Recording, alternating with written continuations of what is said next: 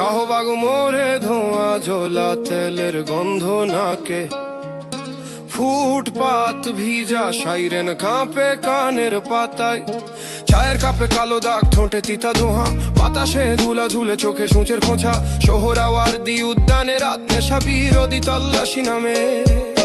তারপর লাঠির খবর ছড়ায়, দৌড়ে যায় ক্যাম্পাস, সাংবাদিক পেটানোর অভিযোগ, নাইমুদ্দিনের শরীরে দাগ।